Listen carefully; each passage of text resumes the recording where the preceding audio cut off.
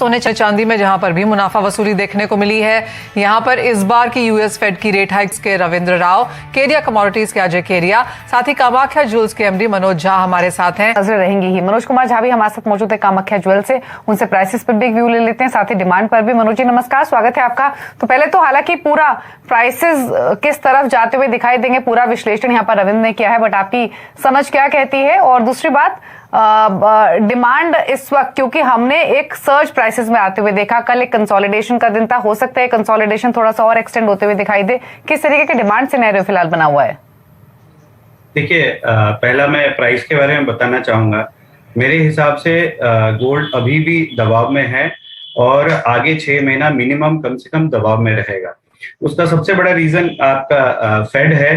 Fade ने ये clear cut अपना स्पीच में बता दिया है कि भले अब जो फेड का इंटरेस्ट रेट है वो इंक्रीज होगा, भले वो उसकी रफ्तार धीमी होगी, लेकिन सबसे इंपॉर्टेंट चीज है कि ये जो ऊपर का जो इंटरेस्ट रेट है, जो हाईएस्ट पीक है, मे बी वो 5.1% अगर जो रहता है तो वो कितने समय के लिए रहता है, और जिसके चांसेस हैं ज्यादा से ज्यादा दिन रहने के। तो अगर मैक्सिमम टाइम अगर फेड का इंटरेस्ट रेट हाई रहता है तो गोल्ड पे कहीं ना कहीं दबाव बना रहेगा। ये इंपॉर्टेंट नहीं है कि अब ये स्लोली ऊपर जाएगा। दूसरी बात ये है कि जो मंदी का मसला है वो भी ऐसा कोई भी नहीं बता सकता है। फेड का ऐसा कहना है कि मंदी आएगी कि नहीं आएगी, अगर आएगी भी तो वो कितना डीप होगा। तो इन सब चीजों को देखते हुए मुझे नहीं लगता है कि आगे गोल्ड में कोई तेजी या बड़ी तेजी आने की संभावना है अगले 6 महीना। और मैं अभी भी अपने बातों पे कायम हूं कि गोल्ड कहीं ना कहीं मुझे $1725 के आसपास वापस दिखता है।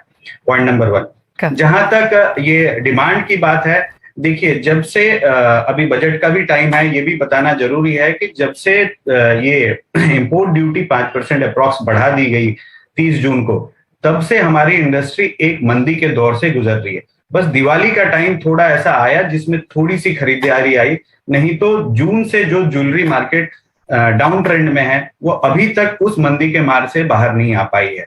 तो ओवरऑल डिमांड बहुत कम है। बड़े आइटम तो एकदम नहीं बिक रहे हैं, गोल्ड की सेल कम है, ज्वेलरी की सेल कम है।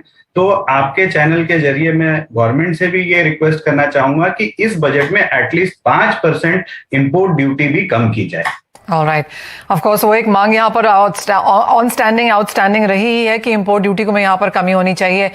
मनोज जी, जैसे आपने कहा कि जी हाँ, 2023 में भी यहाँ पर 2 रेट कट्स की बात फिलहाल की जा रही है और उसे वहां पर होल्ड किया जा सकता है। कट शायद हम 2024 में आता हुआ देखें, तब तक सोना यहाँ पर हल्का सा अंडर प्रेशर रह सकता है। लेकिन भारतीय बाजारों में और जिस तरह की अनसर्टनिटी के साथ हम काम कर रहे हैं, रुपए की डेप्रिसिएशन को लेते हुए भारतीय बाजारों में क्या रेंज बनेगी?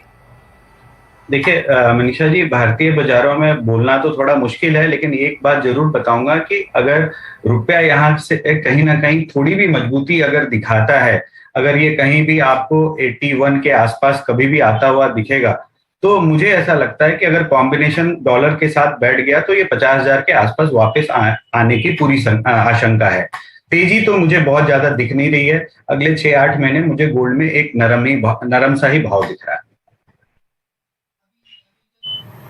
ओके, चलिए, तो ये तो प्राइसेस पर राय दी है मनोज जी ने, और प्राइसेस थोड़े अगले 6 महीने नरम ही रह सकते हैं और तमाम ट्रिगर्स जो हैं उन पर तो चर्चा हुई है। मनोज जी का कहना है 1725, रविंद्र राव ने कहा 1825, 1850 और अजय कह रहे हैं 1920, 1960 तक के लेवल्स भी यहाँ पर सोने में देखने को मिल सकते हैं। तो हर एक गेस्ट के जैसे जैसे हम उनके पास जाते गए, थोड़ा थोड़ा लेवल्स यहाँ पर बढ़ता हुआ नजर आया है। लेकिन इसी के साथ एक छोटे से ब्रेक के लिए रुकेंगे। मनोज जी, बहुत शुक्रिया साथ जोड़ने के लिए और अपने सोने पर price views, budget views, demand analysis भी करने के लिए।